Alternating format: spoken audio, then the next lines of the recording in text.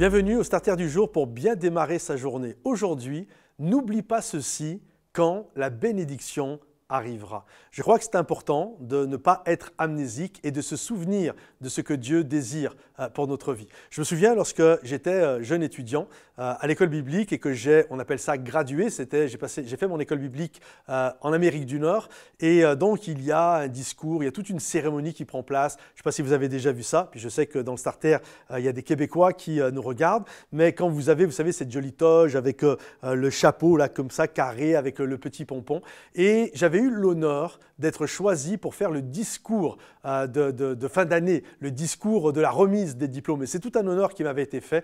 Et ce discours, je me souviens encore, j'avais pris la devise du Québec parce que c'était au Québec. Québec, je me souviens.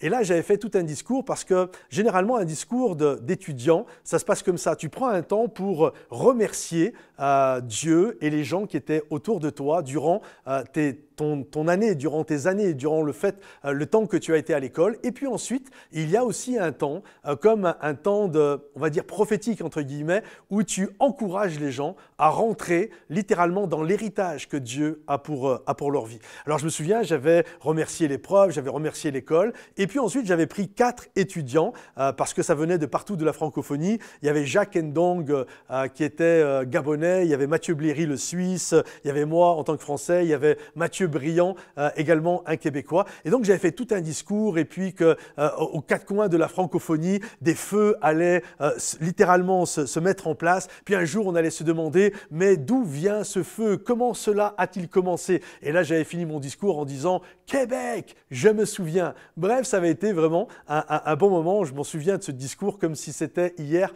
Il a plus de 20 ans le discours, mais je m'en souviens comme si c'était hier. Et c'est ça, un discours. On encourage les gens à saisir tout ce que Dieu a prévu pour eux. Et Moïse a fait lui-même un discours de fin d'étudiant, de graduation. Après avoir passé 40 ans dans le désert, après avoir vécu 40 ans, c'est une école le désert, après avoir vécu 40 années d'école, de formation dans le désert, où ils ont eu les 10 commandements, les lois sociales et sanitaires, où ils ont appris à développer la foi, où ils ont appris leur organigramme, etc., etc. Moïse va leur faire une recommandation comme une sorte de discours juste avant qu'ils rentrent dans l'héritage. C'est dans le Deutéronome 8, il va leur dire, voilà, le pays où vous allez rentrer, c'est un pays où coule le lait, le miel, il y a des figues, il y a des dattes, il y a des sources, il y a des rivières, il y a des choses extraordinaires, merveilleuses qui vont prendre place. Et il dit, quand vous allez saisir ces choses-là et vous rassasier de ces choses-là, n'oubliez pas, mes amis, de remercier l'Éternel. Ne tombez pas dans l'erreur de croire que la bénédiction que vous l'avez obtenue parce que vous êtes plus intelligent que les autres, grâce à votre main puissante, grâce à vos capacités. Non, non, non. Tout ce que vous l'avez parce que Dieu vous l'a donné. Paul disait, qu'as-tu que tu n'aies pas reçu de la part de Dieu ? Jacques dit, tout don parfait vient du Père des Lumières. En d'autres termes, j'aimerais t'encourager aujourd'hui en te disant ceci.